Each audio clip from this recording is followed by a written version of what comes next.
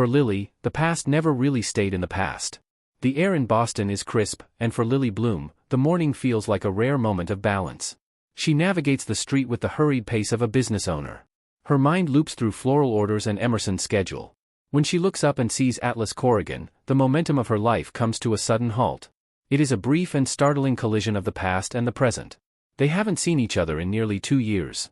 The last time they spoke, Lily was still bound to a life that didn't have room for him. Now they stand there on the sidewalk. The realization hits both of them at once. For the first time since they were teenagers, they are both single.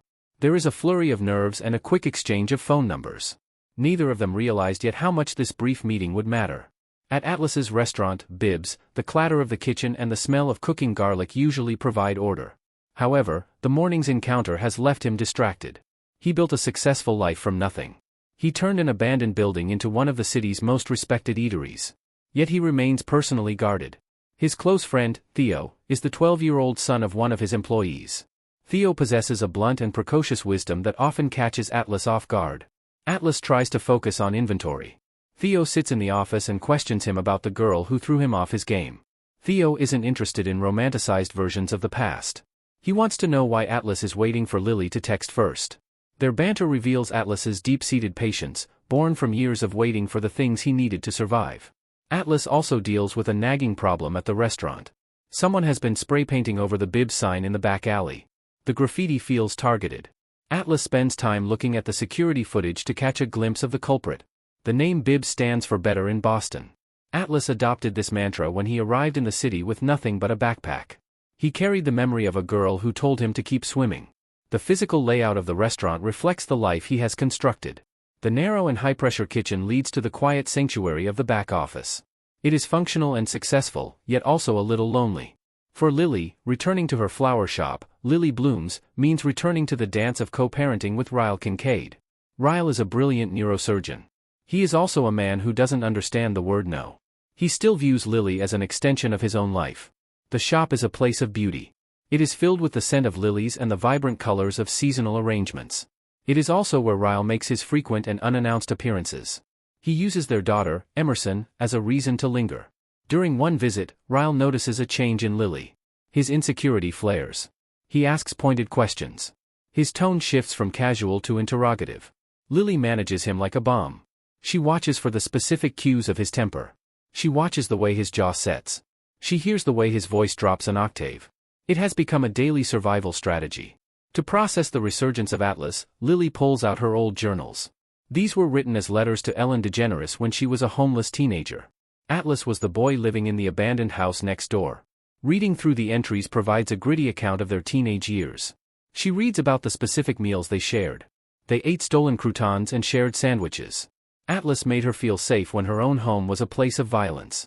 The journals explain why a simple meeting on a sidewalk carries so much weight. Lily looks at the physical list she once made of the times Ryle hurt her. It reminds her why she can never go back. Atlas decides to spend the night in his restaurant to catch the vandal.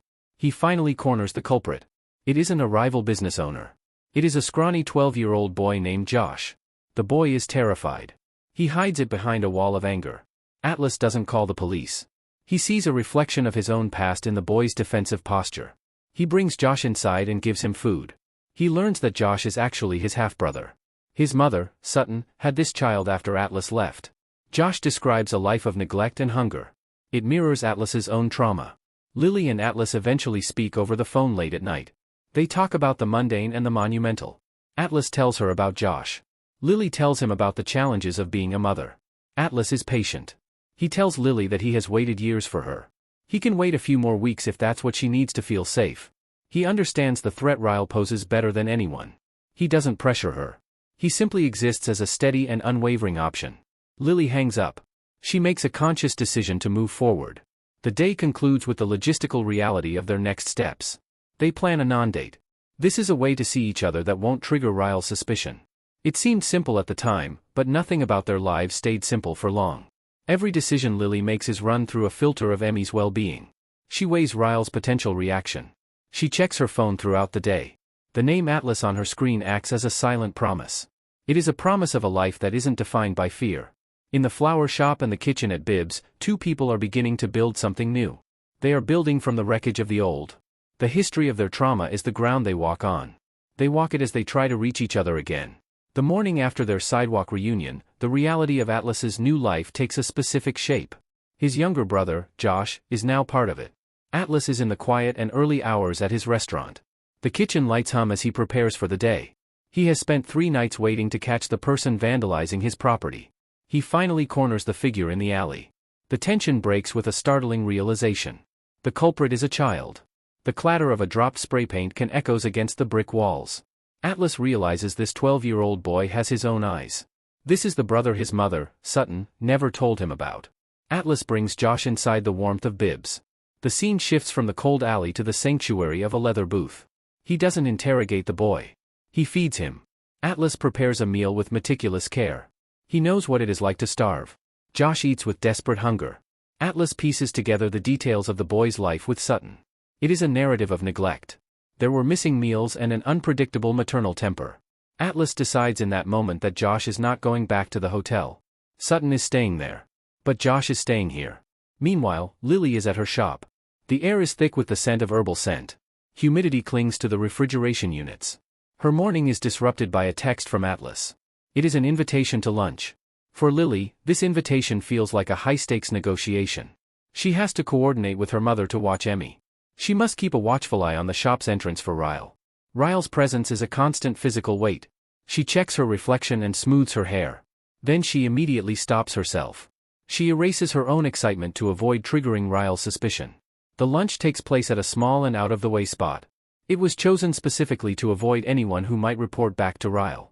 They discuss the logistics of their new realities. Atlas tells Lily about Josh. The information hits her with the weight of shared trauma. They are 2 survivors comparing notes, both wanting to protect the next generation. Atlas describes the confrontation he had with Sutton at her hotel. She looked at him with no recognition of the son she had discarded. She lunged for Josh. The physical altercation followed. Atlas had to step between his mother and his brother, which solidified his decision to seek legal custody. Back at the flower shop, the atmosphere shifts as Ryle makes a drop-in. He notices Lily's lunch containers. They are from a restaurant she doesn't usually frequent. Ryle's eyes track the smallest details. He looks for a new keychain or a lingering smile. He watches for a hesitation before she answers a question. He uses Emerson as a conversational shield. He asks about her checkup. His real focus is on Lily's whereabouts. Lily uses the gray rock method. She provides boring and factual answers. She avoids giving him any emotional fuel. She reports on the day's sales. She mentions Emmy's nap schedule. It is a performance of normalcy that leaves her shaking once he exits. To decompress, Lily returns to her apartment and her journals. She reads an entry from when she was 15. It details the first time Atlas told her he loved her. The memory sharply contrasts with the morality clause Ryle is now trying to use against her in their custody discussions. He has threatened to use Lily's dating life as evidence and claims she is creating an unstable environment for Emmy. Lily looks at the stack of legal papers on her desk. Her freedom is still tied to litigation. The day moves toward evening as Atlas navigates the first night of Josh living in his spare bedroom. The layout of Atlas's apartment is minimalist and safe.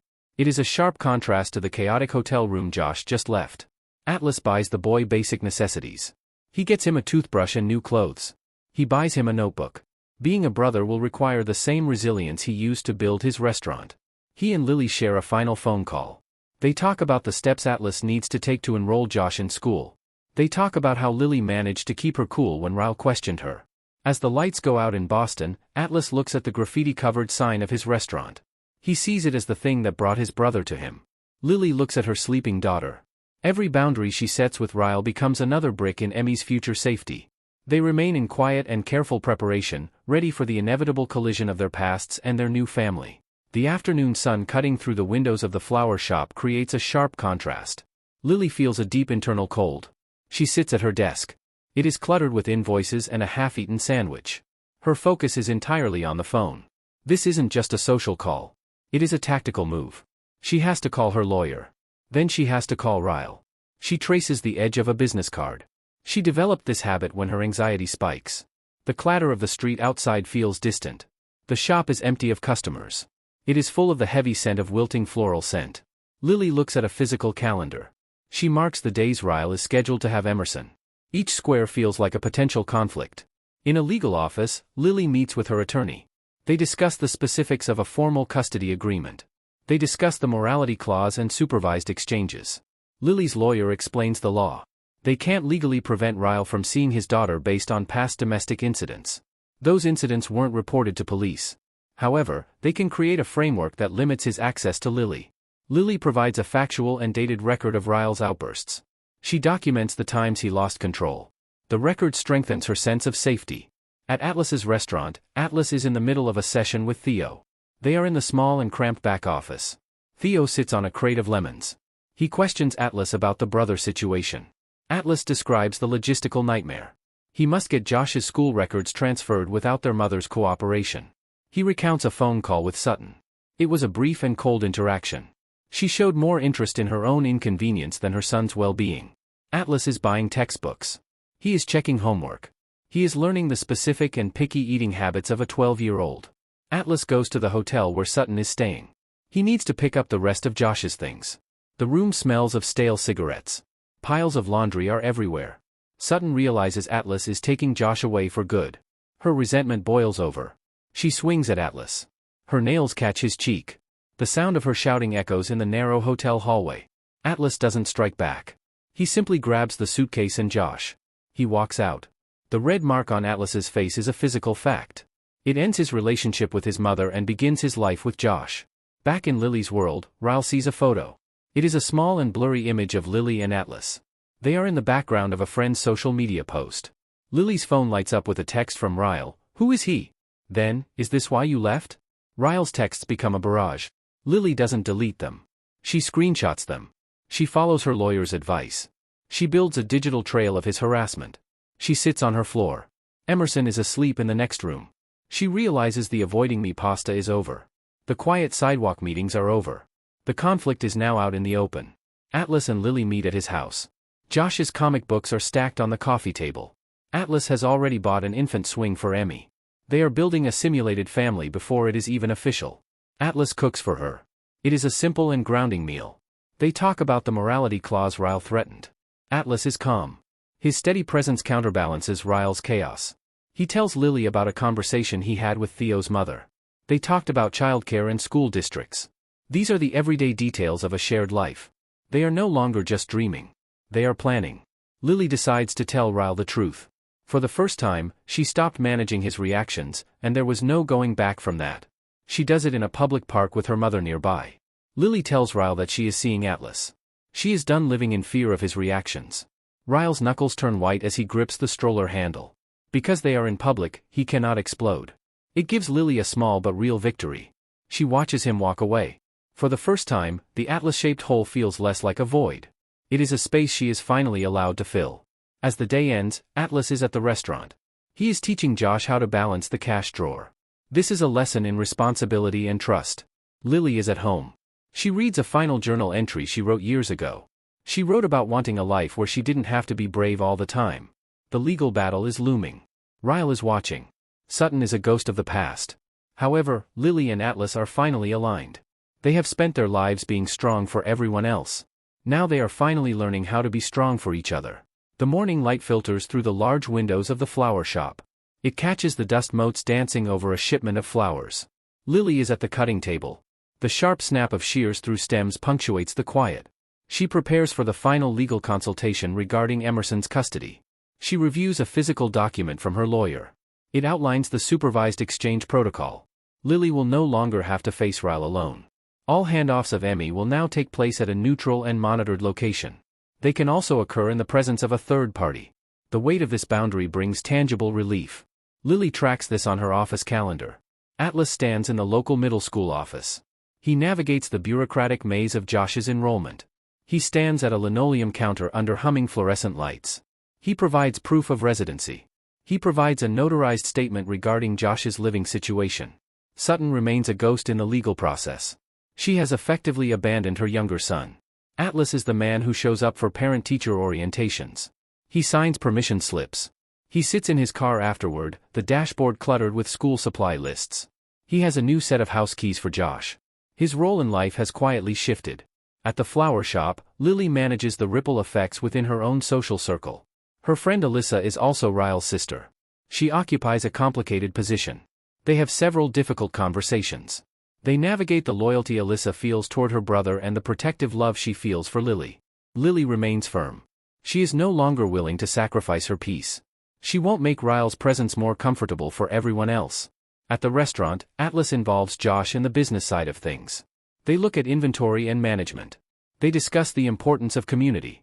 Josh had spent his life feeling like a burden. Now he begins to take pride in his work. He even spends time at Lily's flower shop and develops an interest in the mechanics of floral arrangements. The two businesses, Bibbs and Lily Blooms, become the twin poles of their new world. The staff at both locations become an extended family. They provide a buffer of support. The legal battle for a formal custody agreement reaches its final stages. Lily's lawyer presents a clear case for restricted visitation. She cites Ryle's history of volatility. She notes his recent attempts at intimidation. Lily puts on record the reality of what she had endured. She is no longer protecting Ryle's reputation at the expense of her own safety. When the agreement is finally signed, the tension lifts. Ryle is granted visitation, but with strict parameters that ensure Lily will never have to be alone with him again. With the legal hurdles behind them, Atlas asks Lily to move in together. He wants to build a home with her and Emmy and Josh. The proposal is a quiet conversation in his kitchen after a long day. He shows her the plans he has made for the house. He ensures there is plenty of space for Emmy to grow. He wants Josh to have his own sanctuary. Moving in means merging their lives completely. Lily looks at Atlas and realizes she has never been more sure of anything. Packing up her apartment means sorting through the remnants of her past. Lily finds old mementos from her marriage. She discards them without bitterness. They are simply objects from a life she no longer lives. Moving into Atlas's house feels like coming home. It is a space built on honesty and mutual respect. It is a place where she doesn't have to hide any part of herself. The story reaches a milestone. Atlas and Lily and Josh and Emmy gather in the living room of their new home.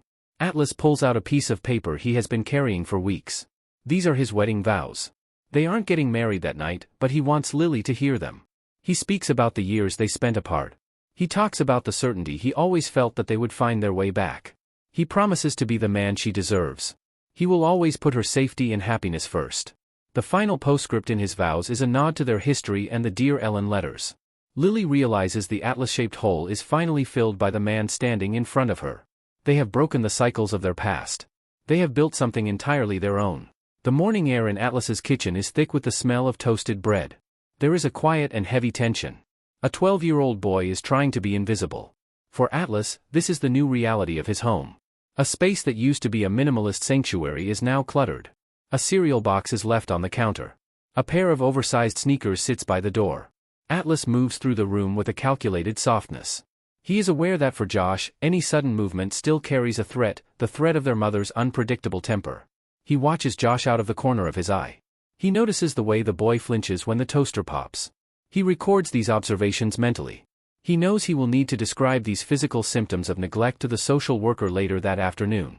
At Lily's floral shop, the atmosphere is defined by logistical strain. There is a restraining order in progress. Lily is at her desk. The surface is covered in bank statements. She has a printed log of Ryle's recent phone calls. She physically highlights every time Ryle called outside of the parenting app hours. Ryle has begun using his sister, Alyssa, as an unwitting intermediary. He sends flowers to the shop.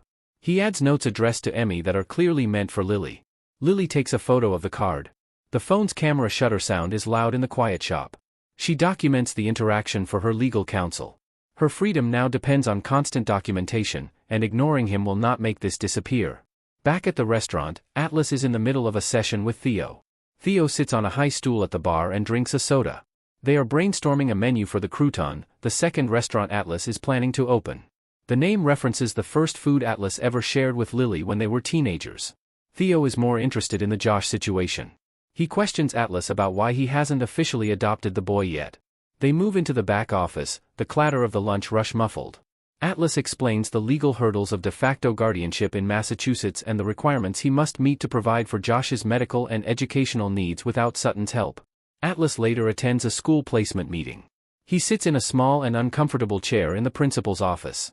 A panel reviews Josh's incomplete academic records showing 40 missed school days in the last year. Atlas advocates for him, promising tutors to bridge the educational gap. He leaves with remediation requirements that will take months to fulfill. He is providing stability for a child who has never had it. At Lily Bloom's, Alyssa walks in for a conversation that changes the emotional landscape. They sit among buckets of unarranged roses. Alyssa tells Lily that Ryle is spiraling, not sleeping, and obsessed with finding Atlas's identity. Lily tells her she can no longer discuss Ryle with her. It creates distance but establishes a necessary boundary. As evening approaches, Atlas finds Josh in the alley behind the restaurant holding a spray paint can. This time he is not vandalizing. He is trying to repair the blue of the Bibs logo. Atlas does not scold him. He helps him paint. The shared work strengthens their relationship. Later, Lily and Atlas speak on FaceTime. Lily tells him about Alyssa's warning. Atlas suggests changing the locks at the shop and reassures her about the legal threat Ryle made using his past homelessness. His lawyer found precedent protecting parents from such attacks. They continue building a factual defense for their future. The night ends with Atlas checking the locks on his house and Lily looking at a photo of Atlas from their teenage years beside the Dear Ellen journals on her nightstand. The quiet city surrounds them as the legal system continues moving in the background. The fluorescent lights of the local grocery store hum overhead. Atlas navigates the aisles with a handwritten list. He is buying what a 12-year-old boy needs to feel at home. He picks out the specific brand of sugary cereal Josh mentioned in passing. He buys a multi-pack of socks and ingredients for a casserole. In the stationery aisle, he selects a planner so Josh can keep track of his new school schedule. Every item reinforces his commitment to the boy's stability. At checkout, the total on the receipt reflects his growing responsibilities. At Lily's apartment, she sits on her sofa with her laptop open to a search for supervised visitation centers in Boston. She reviews intake fees, security protocols, and rigid scheduling requirements. To keep Emerson safe, she must propose a plan that Ryle will find insulting. A neighbor's door slams, and Lily jumps. The hypervigilance still lives in her body. She checks her phone. Ryle's last text asks about Emmy's teething. It looks normal, but she recognizes it as a probe for information. Back at Bibs, Theo helps Atlas sort through resume printouts for the new location. Atlas wants staff who understand the better in Boston ethos and who know what it means to fight for a place in the world. Theo points out that Atlas and Lily haven't had a real date in 3 weeks. Between the restaurant, Josh's schooling, and the ongoing legal strain, their time is measured in minutes. The pressure leaves little room for anything else. Atlas visits the police precinct to drop the vandalism charges. While reviewing paperwork, he learns of a disturbance call at Sutton's hotel. She was evicted for non-payment after a noise complaint involving a physical altercation. Atlas leaves with grim validation. Taking Josh wasn't optional. It was necessary. At the flower shop, Marshall stops by for an arrangement. As Alyssa's husband and Ryle's friend, he speaks with quiet honesty. Ryle is obsessed with winning Lily back. He is not simply sad. He is calculating. Lily understands that calm avoidance is being misread as possibility. She decides to send a formal cease and desist letter covering all non-parenting communication. That evening, Lily reads a Dear Ellen entry to Atlas over FaceTime. It describes a day when he brought her a wilted flower he found in a park because he couldn't afford anything else. The contrast between that memory and her present life is sharp. Atlas listens and then tells her about the police report concerning Sutton. They use the past as guidance while navigating a dangerous present. Later, Atlas shows Josh how to use the washing machine. It is a small lesson in independence their mother never provided. Lily drafts an email to her lawyer documenting Ryle's latest behavior. The city lights glow outside their windows. The grocery receipt and police report join the growing record of evidence shaping the life they are building. They remain alert, prepared for whatever legal storm comes next. The air in the flower shop feels thin and metallic from the industrial air conditioning protecting the inventory. Lily stands behind the counter, twine in her hands, eyes on her phone. Atlas is updating her about Josh's first full day at school. She knows the details of Josh's hoodie and the fear he confessed about being the oldest kid in 7th grade. The bell over the door chimes. It isn't a customer. It is Ryle. He enters smiling, holding Emerson like a shield. He steps behind the counter, placing Emmy in her high chair and suggesting their divorce was temporary. Lily keeps her hands visible and her voice steady. She avoids eye contact and follows the de-escalation protocol her lawyer recommended. Ryle's phone rings. He ignores it and sets it on the counter. The screen displays a photo of Bibbs as his wallpaper. He calmly asks if the food there is as good as the reviews claim. Lily understands he has moved from suspicion to targeting Atlas. She states she has a delivery and closes the shop early to force him out. At Atlas's house, Josh returns home with boys who noticed his expensive sneakers. Atlas diffuses the confrontation by inviting them to the restaurant for a meal. Strength, he shows Josh, isn't about fighting every challenge. Later, Atlas and Theo review blueprints for the crouton and discuss hiring a sous chef so Atlas can spend more time at home. That night, Lily and Atlas hold a FaceTime call that feels like a tactical briefing. Lily tells him about Ryle's wallpaper. Atlas recommends sending the formal relationship disclosure letter drafted by her lawyer. Before bed, Lily reads a journal entry from when she was 17, wishing she could disappear with Atlas to a place where names didn't matter. Atlas helps Josh with math homework while Lily studies the Bib's business card tucked inside her phone case. Each small detail adds another layer of protection around the life they are trying to preserve. The kitchen at Atlas's house is filled with a rhythmic sound. A knife hits a wooden cutting board. Atlas prepares a specific meal for Josh and Lily. He cooks the pasta dish he once used to avoid his own feelings. Josh sits at the table with school books spread around him. Lily is expected any minute. Atlas focuses on the ingredients: garlic, heavy cream, and red pepper flakes. He tells Josh about the days he cooked with whatever he could find, when his pantry was often nearly empty. Lily arrives with Emerson. The evening becomes a balance between caring for a baby and discussing a legal conflict. Lily reports that Ryle has been appearing at her apartment building outside visitation hours. She describes an encounter in the lobby where he tried to take Emmy's diaper bag to test her boundaries. She documents the behavior to support supervised visitation. During dinner, Josh asks Lily why she married Ryle if he was mean. Lily answers honestly. Charm can hide temper. The conversation connects the generations of trauma in the room while steam rises from their bowls. After Josh goes to his room, Lily removes a stack of notebooks from her bag. The Dear Ellen journals. She gives them to Atlas, offering him the physical record of her past. The next morning at the restaurant, Theo finds Atlas exhausted from reading all night. The memories explain the present to him. Atlas describes a letter Lily wrote after he left for the Marines, one she never sent. She waited each night for a light to turn on in his abandoned house. Theo tells him to write back. Atlas begins drafting his vows. At the flower shop, Lily receives Ryle's legal response to her cease and desist. He claims Atlas is a threat to Emerson, citing homelessness and a past altercation. Lily calls her lawyer and provides witnesses to support Atlas's character. She spends the afternoon speaking with Marshall and Alyssa, navigating divided loyalties. Atlas and Lily meet briefly in the alley behind Bibs under the glow of the neon open sign. They exchange information and plan their next move. Atlas returns to his office to write a letter. Lily goes home and sees the empty shelf where the journals once sat.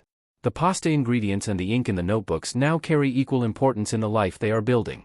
Atlas sits at his desk in the restaurant office. The journals are spread open beneath the light of a desk lamp. He studies his past through Lily's words. He focuses on a letter she wrote the night he left for the Marines. She described the moment the light went out in his bedroom window and the hollow sound of the front door closing.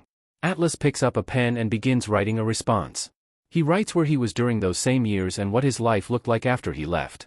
At the flower shop, Lily meets with Lucy to discuss security. They install a keypad lock on the back delivery door. The change creates a physical barrier between Lily and Ryle. Later, a delivery driver brings a stack of legal documents. It is Ryle's formal response regarding supervised visitation. He argues his professional status as a neurosurgeon should exempt him from restrictions. Lily records every detail for her legal team. Sutton files a missing persons report for Josh.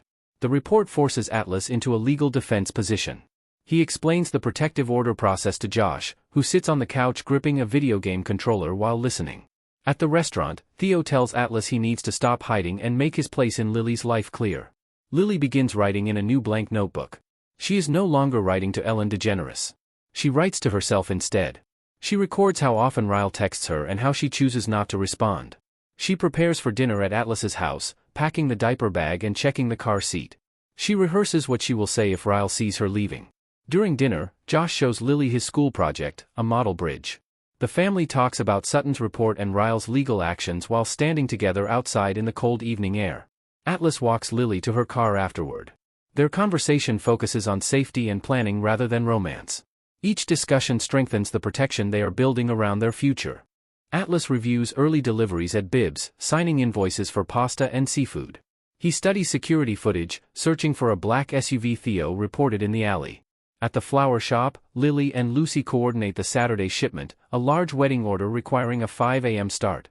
Lily arranges childcare for Emerson because the child cannot be present during off hours. Atlas helps Josh prepare a backpack for a field trip, including a permission slip and lunch. A court summons arrives. Sutton is contesting the emergency protective order. Atlas consults his attorney while Theo reports that Ryle has been watching the restaurant. Atlas hires private security to monitor both Bibbs and the shop during the busy weekend. Lily lists the 7 indicators of safety she sees in Atlas and reads from his letter describing the first paycheck he ever earned and the watch he bought just to measure the time until he could see her again. They meet briefly in a parking lot to exchange legal documents. Ryle sends Lily a photo of Atlas's house taken from a car. The past is not finished with them. Atlas emails the image to their attorneys. A criminal case begins forming. Atlas checks the new security system at home while Lily's mother stays overnight for protection. The permission slip and the photo timestamp become evidence in the case they are fighting. The morning air in the legal district of Boston is sharp.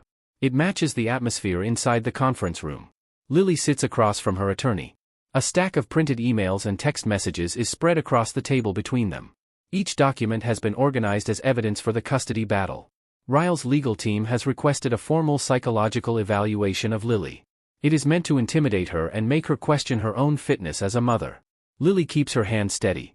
She slides a folder across the table. Inside is the Marshall affidavit, the sworn statement from Ryle's own best friend confirming his history of domestic volatility. The room smells faintly of stale coffee and industrial cleaner. In this sterile environment, the most private parts of Lily's life are being turned into legal exhibits. Behind Bibbs, Atlas stands with Josh near the delivery entrance. He shows him how to break down heavy cardboard boxes from the morning deliveries. Josh wears a pair of work gloves slightly too big for his hands. Atlas gave them to help him feel like part of the restaurant crew. A process server approaches and hands Atlas a formal notice of deposition for Sutton. She must testify under oath about her neglect of Josh. Atlas notices Josh's face go pale when he hears their mother's name. Atlas immediately redirects him and assigns him a new task inside the kitchen, prepping garnishes for the evening service. At the flower shop, Theo arrives carrying lunch from Atlas. Inside the container is the avoiding me pasta. Beneath it is a letter. Theo tells Lily that Atlas stayed up late reading the journals she gave him. Lily reads the letter carefully. Atlas recounts the night they were separated years ago. He describes the bus station where he slept and remembers the exact amount of money he had in his pocket, $4.12. Theo also mentions the new security patrol. A private firm now drives past the shop every 2 hours. For the first time, Lily feels protected instead of watched. Later, Ryle calls. His voice is calm and clinical. He claims concern about Emerson being around Atlas's background. Lily does not argue. Instead, she records the call on a second device, following her lawyer's instructions and preserving a record. That afternoon, Atlas and Lily meet at a quiet park near the water. Atlas brings Josh. Lily brings Emerson. They sit on a blanket while the wind makes Emmy sneeze. Josh hesitates at first, then gently holds her hand. They talk about Sutton's deposition and the upcoming evaluation Ryle demanded. Around them the park is peaceful, but their conversation is careful and deliberate. That night Atlas helps Josh with a history essay about the Industrial Revolution. At home, Lily reads through the journals Atlas returned to her. Court dates and safety precautions now structure their lives, but they are finally beginning to see progress. The interior of Atlas's SUV is quiet as he drives Josh to the middle school for a parent-teacher conference. This is the first time Atlas attends in the role of a formal guardian. On the drive, he mentally reviews the academic gaps the school counselor previously outlined. At the school, he sits in a small plastic chair in the hallway outside the classroom. The air smells of floor wax and pencil shavings. He holds a folder containing the temporary guardianship paperwork. During the meeting, he speaks with a panel of teachers. He explains Josh's unstable history without humiliating him. He answers questions about attendance, homework, and behavior. By the end of the conference, he secures a math tutor and placement in the art elective Josh wants. He completes the administrative steps necessary to stabilize the boy's education. At the flower shop, a messenger delivers a small wrapped box addressed to Lily. Inside is an expensive vintage edition of a book she once mentioned liking. Ryle's professional business card is tucked inside. There is no personal note. Lily does not open the book further. She places it directly into the evidence bin in her office. She immediately emails her lawyer to document the delivery, treating the gift as another instance of unwanted contact. At Bibbs, Theo helps Atlas test a new recipe for the restaurant's signature bread. Flour covers the stainless steel counters and the ovens radiate heat. While they work, Theo notices a bruise on Atlas's forearm from the hotel altercation with Sutton. He asks if their mother is coming back. Atlas answers in an age-appropriate way. He explains that Sutton must speak in court and that adults sometimes have to face consequences so others can be safe. Later, Lily reads a journal entry to Atlas over the phone. She wrote it during a dark period of her marriage. She describes a night when Ryle burned a meal she spent hours preparing, and how the smell stayed with her afterward. Atlas listens quietly in his kitchen. He responds with a memory of his own, describing the night his father threw away his favorite shoes to assert control. They share the memories without dramatics, building understanding through honesty. In the legal office, Lily's attorney updates her. After reviewing the Marshall affidavit and the documented harassment, Ryle's legal team is willing to negotiate supervised visitation without a full hearing. The agreement allows Ryle visitation every other weekend at a monitored facility and requires him to attend anger management counseling. Lily signs the stipulation. The act formally limits his direct control over her daily life. That evening, Lily goes to Atlas's house. He has prepared a simple meal of soup and bread. Josh plays video games in the next room while they talk about moving arrangements. Atlas shows her the cleared closet and the nursery space he prepared for Emerson. When Lily leaves, Atlas walks her to her car. For the first time, neither of them scans the street behind them. Before she goes, he hands her a duplicate key to his front door. The afternoon sun in Boston is weak and low, stretching long shadows across the sidewalk outside Lily's apartment building. She stands inside her living room surrounded by half-filled boxes. This is the day the physical move begins. She sorts through Emmy's outgrown clothes and folds them into a box. She packs the kitchenware she has owned since before she met Ryle. Each item she handles marks her departure from her old life. The apartment smells of cardboard and packing tape. She labels each box carefully: nursery, master bedroom, kitchen. At Atlas's house, he finishes preparing the spare bedroom for Josh. The walls are painted a soft neutral gray. A new shelving unit holds Josh's growing stack of books. A desk sits beneath the window for homework. Atlas receives the results of the guardianship hearing. The court grants him temporary full custody. Sutton must undergo a mental health evaluation before visitation can even be considered. When Atlas tells Josh, the boy reacts with quiet relief. Atlas spends the afternoon assembling a new bed frame. The simple physical work keeps his focus steady. At the restaurant, preparations continue for the crouton. Theo helps organize staff uniforms while Atlas promotes experienced line cooks into management roles at Bibs. The changes allow him to divide time between business and family responsibilities. Theo asks if Atlas plans to marry Lily now that she is moving in. Atlas explains they are no longer rushing through life to survive. They intend to move carefully and deliberately. Back at the apartment, Alyssa arrives to help Lily finish packing. She tells Lily that Ryle has moved into a smaller place across town and has finally accepted the legal restrictions. They share coffee in the nearly empty kitchen and acknowledge the damage the past caused while choosing to move forward. Later, Atlas returns the Dear Ellen journals to Lily. Inside the last notebook he has placed the response letters he wrote. Lily sets the journals in the passenger seat of her car and begins the drive across the city. This time she is not returning to the apartment where she once lived in fear. She drives toward Atlas's home. When she arrives, Atlas and Josh are waiting on the porch to help her carry the boxes. That night she carries Emerson across the doorway into the house. The air inside is warm and smells of dinner kept ready in the oven. Josh eagerly shows Emmy her new room with the crib and rocking chair. Lily sets her keys beside Atlas's on the kitchen counter. They spend the evening unpacking essentials, pajamas, toiletries, and Emmy's stuffed bear. The rooms are still full of boxes, but the house finally feels safe. The morning light in the new house is steady. It reflects softly across the polished hardwood floor of the kitchen. Lily stands at the counter unpacking the final box of glassware. This is their first full day of living together. The move is finished, and the house finally feels occupied instead of temporary. Atlas is at the stove making pancakes. He cooks a full batch, establishing a Saturday morning routine for Josh and Emmy. The sound of the whisk against the bowl is steady and rhythmic. The smell from the griddle fills the kitchen. Josh sits at the island beside Emerson. He helps her stack a set of colorful plastic blocks and patiently shows her how to keep them from falling. The house is quiet except for small domestic noises. There is no tension in the air. Later at the crouton, Theo arrives for his weekend shift. The restaurant is in its soft opening phase, and reservations are already full for weeks. Theo proudly wears a smaller version of the Bibs staff shirt. He asks Atlas if he has updated his school emergency contact information. Atlas confirms the paperwork is complete and Lily is now listed. They spend the morning checking inventory and making sure the dining room is prepared for service. Back at the house, Lily receives an email from Ryle about the upcoming visitation schedule. The message is short and formal. It follows the parenting agreement and contains no personal questions. Lily reads it, saves it to her records, and closes the laptop calmly. She notes the exchange in her journal as a successful boundary. In the backyard garden, Atlas shows Lily the lilies he planted after reading her journals. He hands her the final letter he wrote in response to the Dear Ellen entries. He speaks plainly. He lists the specific years he remembered her and the reasons he never stopped believing they would find each other again. He tells her he spent his life swimming and now feels like he has finally reached shore. They sit together on the porch watching Josh blow bubbles for Emerson. She laughs and reaches for them while Josh carefully stays close beside her. Atlas gives Lily a key to the new restaurant and tells her he wants her to share in his future. They talk about formally adopting Josh after the final court hearing. Inside the house, the Dear Ellen journals rest on the coffee table. They are no longer hidden or painful. They are simply part of their history.